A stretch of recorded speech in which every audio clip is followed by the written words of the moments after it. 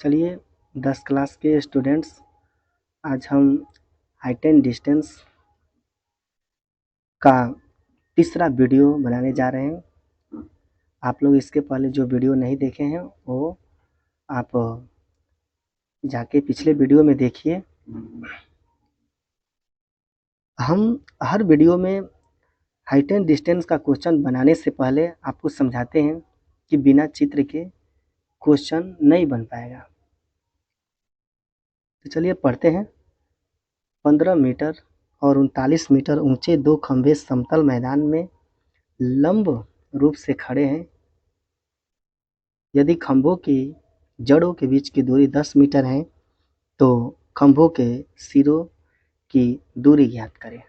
कैसे इसको बनाएंगे? देखिए, हम सबसे पहले हम एक 15 मीटर लंबा खंभा खींचने का प्रयास करते हैं। हो गया। इसको मान लीजिए कि ए बी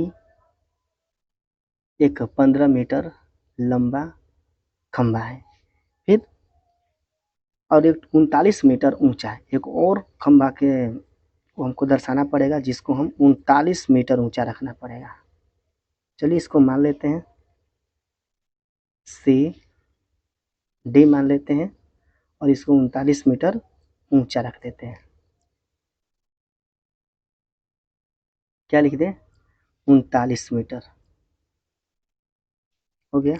अब पढ़िए, 15 मीटर यानी 15 मीटर, फिर 39 मीटर और 39 मीटर, दो खंभे यानी पहला खंभा दूसरा खंभा, दो खंभे समतल मैदान में। समतल मैदान यानी कि एकदम प्लेन। तो चलिए हम यहाँ से हम इसको प्लेन समतल मैदान, इसको आप ऐसे भी दर्शा सकते हैं इधर से, और इसको इधर से ऐसे भी दर्शा सकते हैं। क्या? तो समतल मैदान में लंब रूप से खड़े हैं। चलिए लंबवत रूप से खड़े हैं। यदि खंभों की जड़ों के बीच की दूरी, यानी कि ये जो खंभा जो है इसका जड़ सी और बी बिंदु है और इन दोनों के बीच की दूरी 10 मीटर दिया है। 10 मीटर रख देते हैं हम, यहाँ 10 मीटर लिख देते हैं। ये दोनों के बीच की क्या है? दूरी है। तो फिर उनके क्या लिखा है? जड़ों के बीच की दूरी 10 मीटर है। तो खंभों के सिरों के बीच की दूरी क्या होगी?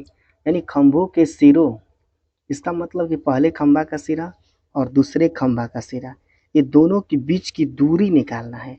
बीच की दूरी के लिए हमको इससे ऐसे मिलाना पड़ेगा। मिल गया।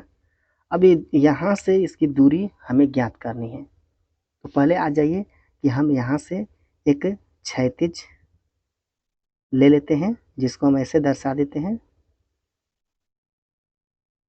हो गया। इसको डॉट डॉट से दर्शा दिए।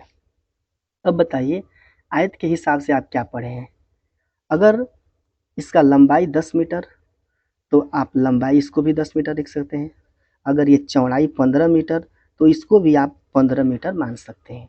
लेकिन हम यहाँ पे देखते हैं कि इस यहाँ से यानी कि सी से बी की दूरी 10 मीटर, तो आप यहाँ पर भी एक तो अलग से बिंदु रखिए, ए बी सी डी, तो आप इसको मान लीजिए ई हो गया। ठीक है।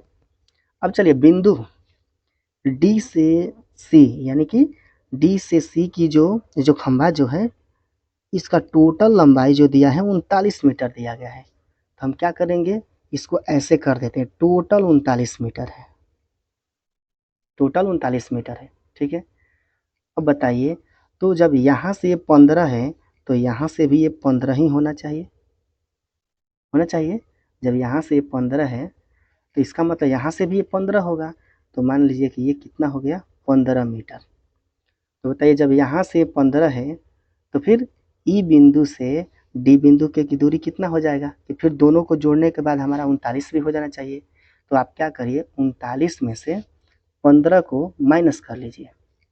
जो घटाइए, 39 में से 15 घटाइए, 9 में से 5 गया 4 और 3 में से 1 गया 2, 24 मीटर हो गया।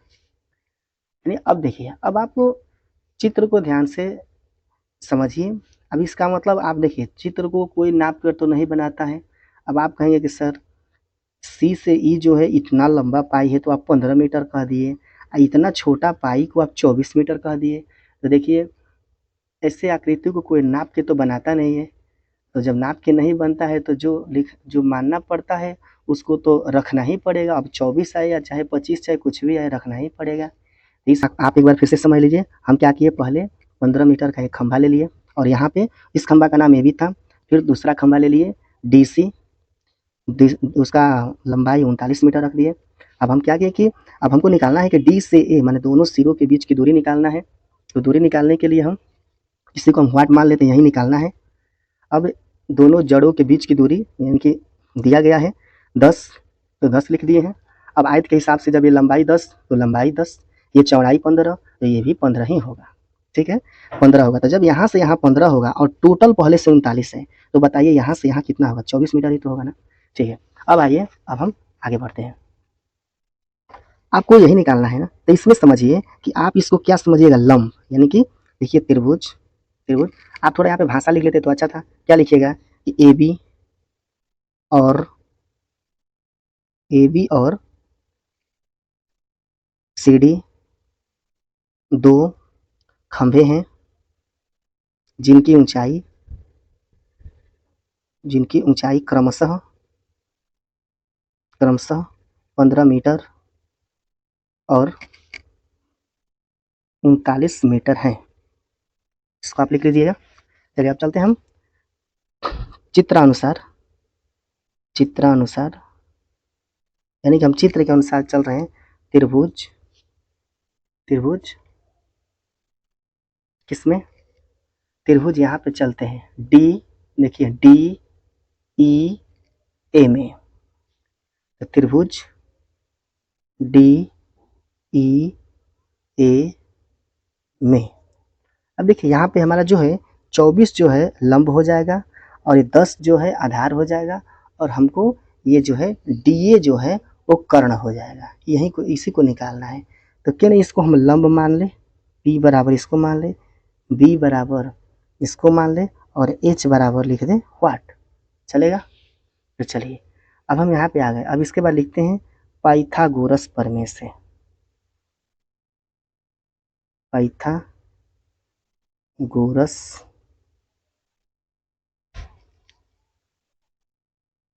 ये यहाँ पे पाइथागोरस प्रमेय से।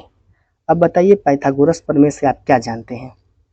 ये न जानते हैं कि किसी भी समकोण त्रिभुज में कर्ण का वर्ग यानी कर्ण का मतलब क्या लिखिएगा, एच स्क्वायर बराबर लंब स्क्वायर और प्लस आधार स्क्वायर। आप यही जानते हैं किसी भी समकोण त्रिभुज में कर्ण का वर्ग हमेशा अन्य दो भुजाओं के वर्गों के जोगफल के बराबर होता है। तो यही हम पाइथागोरस प्रमेय से जानते हैं। अब बताइए एच मतलब कर्ण। अब देखिए यहाँ पे कर्ण जो है हमको निकालना है। तो कर्ण को हम यहाँ पे छोड़ देते हैं, कर्ण को ऐसे ही छोड़ देते हैं, स्क्वायर तो स्क्वायर छोड़ देते हैं, बराबर पी मतलब लंब। देखिए वहाँ पे लंब का मान आपको क्या दिखाई दे रहा है, लंब हमको 24 दिखाई दे रहा है।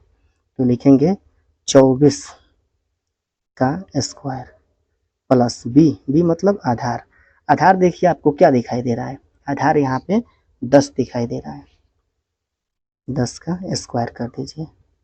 अब इसको हल करिए, 24 का स्क्वायर करिएगा तो 24 गुणे 24, तो आप करिएगा तो 24 हाँ 176 प्लस और 10 में 10 से गुणा कर दीजिए 100। अब दोनों को जोड़ लीजिए 676। एच स्क्वायर, यहाँ पे एच स्क्वायर हटाइए, यहाँ पे स्क्वायर हटेगा तो इधर वर्गमूल चढ़ जाएगा, इसलिए एच बराबर क्या हो जाएगा। अब 676 का आप वर्गमूल काट लीजिए, 676 का यहाँ पे काट लीजिए जोड़ा लगा करके,